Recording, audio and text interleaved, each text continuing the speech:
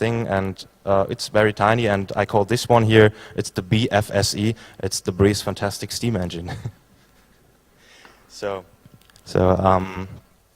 actually that's everything, because and after all those trial and errors, I still do not surrender before the mysteries of a good running steam engine, of a fast running steam engine, and I hope I can fix it for the next year maybe.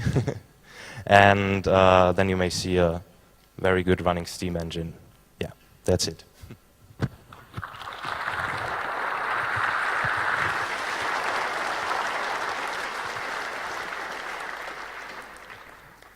One thing we learned from this project is it's important to fail with style. And in theory, it all works. It's just the practice that is bothering us at the moment. However, the steam engine is just one component of our apparatus, the other component being a telex machine. Telex, for those who may not know it, is a standard for telegraphic transmission of characters over lines.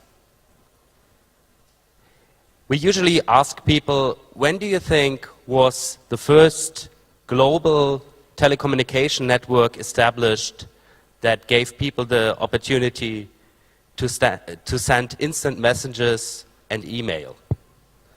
And people globally, around the whole world. And people usually say something like, I would say in the 1980s, but if you ask me like that, maybe a bit earlier, like in the 1970s.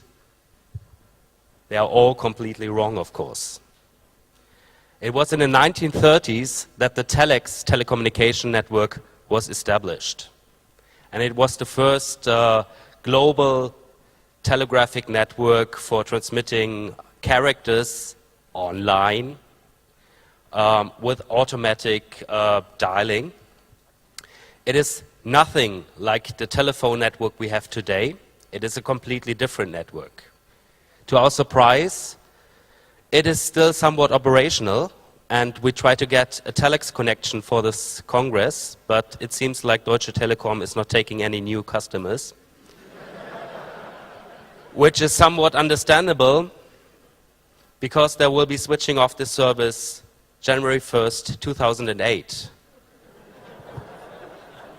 Last chance to see.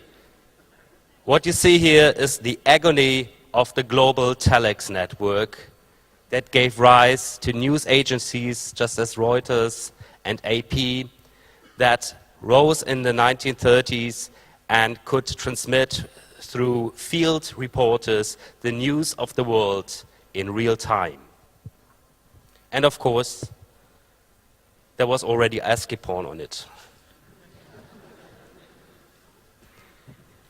We have studied the telex network after acquiring such an ancient machine.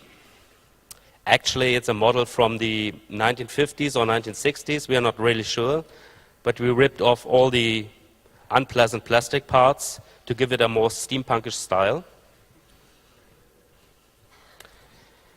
And this telex machine can actually transmit characters up to a lightning fast speed of 50 BPS or 50 baud.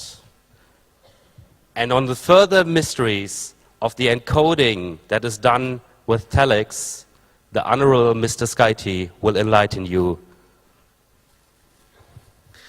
Light speed indeed. Well, if you think that 50 BPS is not very fast, then I got news for you. Many of you came here maybe by car and used something that is called Navstar, or more globally, the GPS system. And now guess about the transmission speed of the ephemeris and almanac data that comes down from the satellite to your GPS receiver. Still 50 BPS.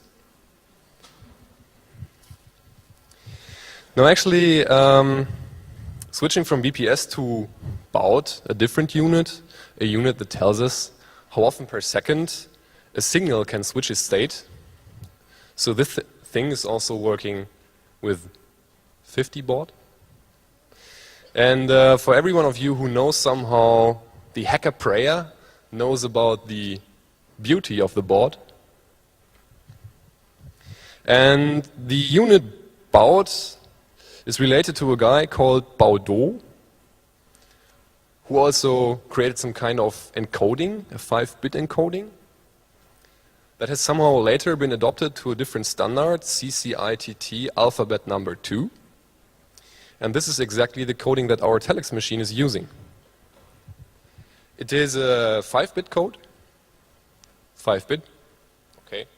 How many characters? 2 in power of 5, 32.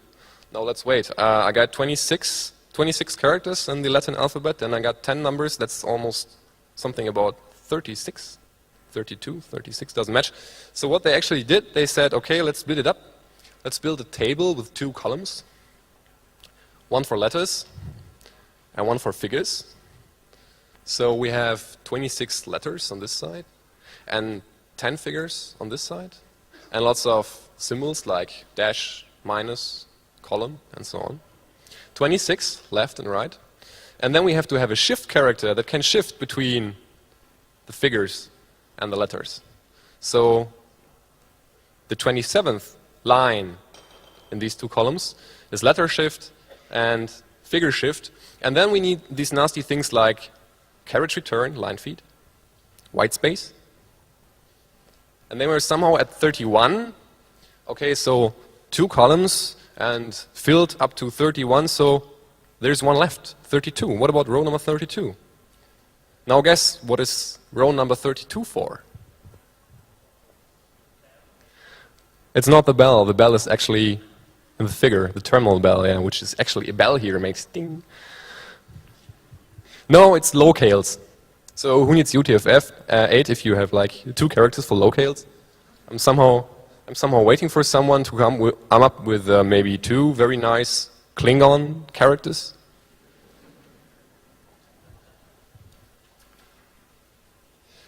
So 5-bit. If the camera, can you come here, please? Now the thing is, this machine is totally mechanic, right? It's totally mechanic. There is no electronic part in it. There are just 2 electric parts in it, which is just the conducting coil and the switch, which is right here. That's it. And then here we have like 5 bars.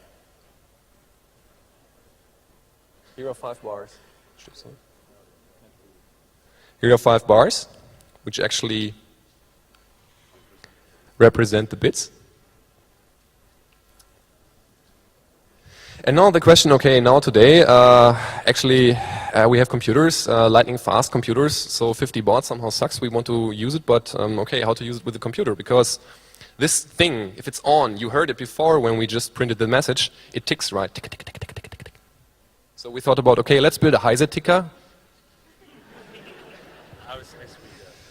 And here's the claim. Actually, Joule says, no, we want to build an RSS reader.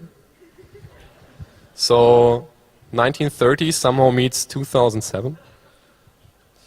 And now the question is, okay, here is a mechanical engine, how can we connect it to a computer? And we thought, okay, what about the electrics? Okay, this thing is using a constant current interface, 40 milliampere. And now if you think about, okay, we have like 5 bits, and the thing is using also start bits and stop bits. That somehow sounds familiar. So what about RS-232? Oh yes, your generic UART in your computer can do this if you still have one in your computer. So we thought, okay, all we have to do now is just somehow make it work together on an electric way. So here we have a constant current interface, and for the RS-232 we have a voltage interface where like 0 volts is silence and plus 12 volts is the start bit. For the telex machine, it's actually the other way around, right? The 40 milliamperes is the silence and 0 is the start bit. So actually, when we build something like this, it's a breadboard, and it's nothing that you can't build with any junior electronics kit. So all you have to know is like, how does an optocoupler work? How does a transistor work? And how to create a constant current source. Kirchhoff will be your friend, so anybody in the 8th grade will be able to do this, and anybody in university will be maybe able to calculate how it's going on, but actually you don't need to do it. It's rather simple. And then again, okay, now we have a RS-232 interface, but hey, actually we want to do RSS, so this is somehow an internet thing. And so we thought, okay, well, let's build a daemon. Daemon is nice, so it can do TCP/IP, and everybody today does TCP/IP, even Macs and stuff like that do TCP/IP. I say that because Joel is a Mac user, and he wanted to do the RSS reader and the Jabber client.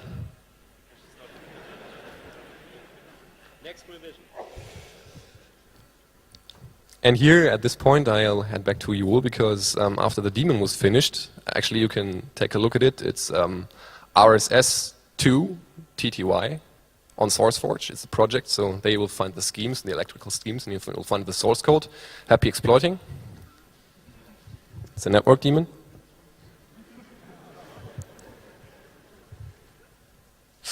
And about the demonstration of the RSS reader, Joel. Yeah, just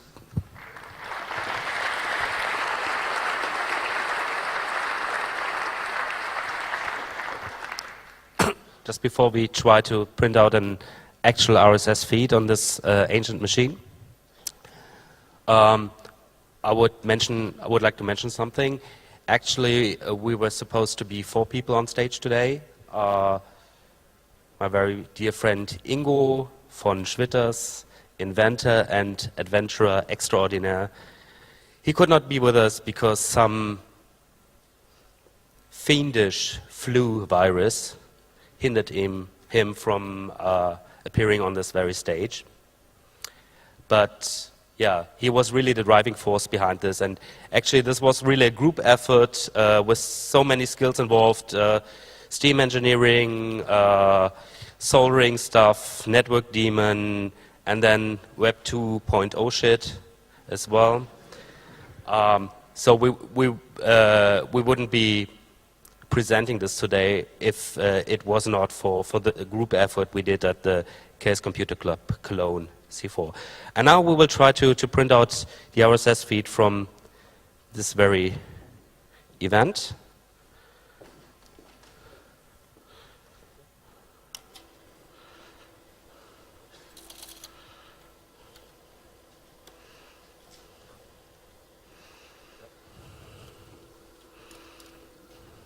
It should work.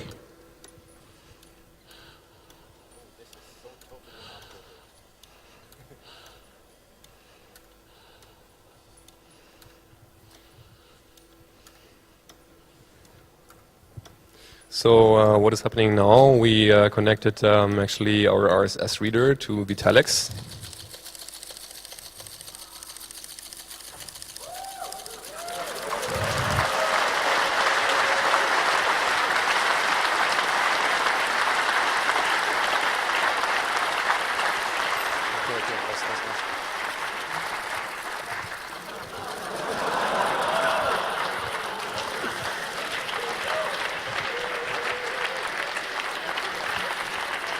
Okay, it's beta, okay?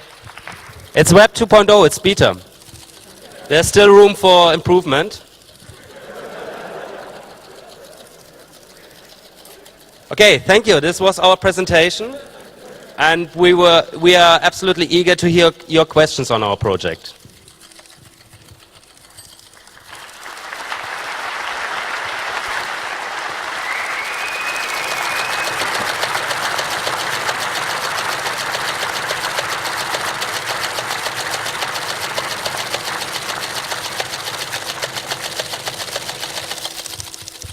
Questions? Any questions? Yeah? I think there should be someone coming to you with a microphone, right? No? Okay.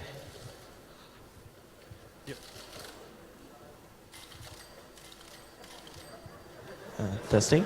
Oh, hello. Do Hello. you have any problems doing hardware maintenance on the telex machine itself? I've tried maintaining one, and it was springs kept popping out of the machine. we had all kind of interesting problems.